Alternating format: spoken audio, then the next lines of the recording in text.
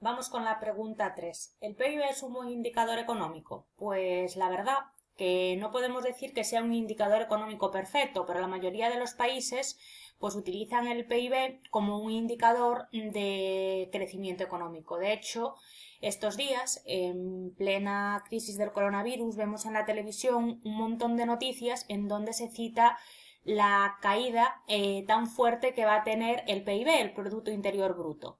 No obstante, es un indicador económico que tiene, por decirlo de alguna manera, algunos fallitos o algunos inconvenientes. Vamos a citar tres. El primero es que el PIB nos da un resultado, si lo recordáis, en euros, en valor de mercado. ¿Qué pasa? Que podría darse el caso de que estemos comparando dos países, el país A y el país B, y el país A me da un PIB, imagínate, de 100 millones de euros. Y el país el B me da un PIB de 50 millones de euros y me preguntan ¿en qué país querrías vivir tú? Y dices tú, pues como se está produciendo mucho más en el país A, pues me voy para el país A. Pero ¿qué pasa? Puede suceder que en el país A la producción que genera ese PIB sea la producción de armas porque sea un país en conflicto bélico y el país A es un país que obtiene esa cifra, ese resultado, porque está produciendo pues libros, investigaciones y demás. Con lo cual, podemos decir que el PIB a nivel de medir la calidad de vida no es un indicador bueno, ¿vale? Sin embargo, hay otros indicadores económicos que sí que nos permiten medir si en un país existe o no existe una buena calidad de vida. Y ese indicador, ese termómetro, es el índice de desarrollo humano, que lleva las siglas IDH. El índice de desarrollo humano nos va a dar un resultado entre 0 y 1. Cuanto más se acerque el resultado a 1, nos está indicando ese índice que en ese país se vive bien. Sin embargo, si nos aproximamos a 0, nos quiere decir que en ese país la calidad de vida es bastante mala, ¿vale? El índice de desarrollo humano, para saber si la calidad de vida es buena o no en ese país, tiene en consideración una serie de variables, como por ejemplo la esperanza de vida de las personas en ese país, la tasa de alfabetización de las personas, es decir, si saben leer, si saben escribir, si entienden lo que leen, si hay muchas personas que llegan a estudios secundarios, si la educación primaria y la secundaria son obligatorias, por ejemplo, si la renta per cápita o por habitante de una persona es una renta considerada como digna, por ejemplo, ¿vale? Atendiendo a esto último, también podemos decir, y todos sabemos, que en todos los países hay una serie de desigualdades sociales, ¿vale? Y esas desigualdades sociales, como quien dice, esa brecha entre gente muy rica y gente muy pobre, la mide en economía otro índice, ¿vale? Otro termómetro, que es el índice de Gini. El índice de Gini también nos va a dar un resultado entre 0 y 1, igual que el índice de desarrollo humano, pero ojo, el índice de Gini es mejor que nos dé un resultado próximo a 0, porque cuanto más próximo a 0 esté este índice, nos indica que hay menos desigualdades sociales, ¿vale?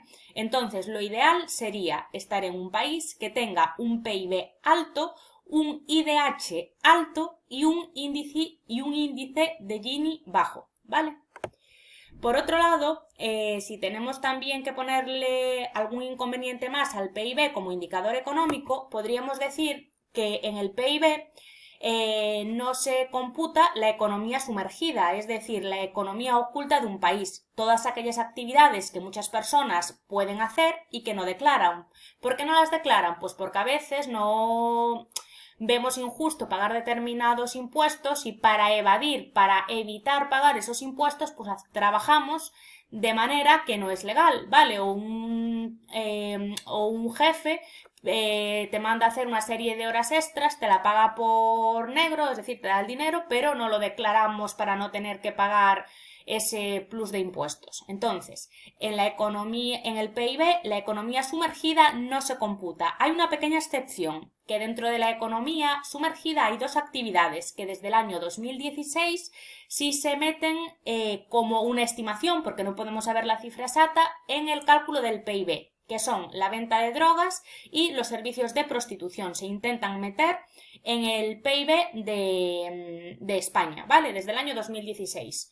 Y estas cifras, estos datos, los estima el INE, ¿vale? El INE era el Instituto Nacional de Estadística.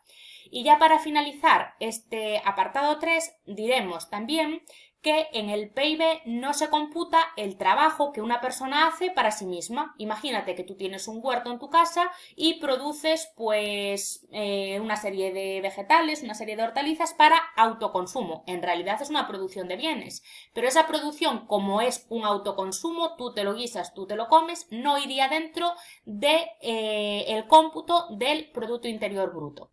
Voy a pasar a analizar brevemente, voy a dar un salto y voy a pasar de la pregunta 3 que la quiero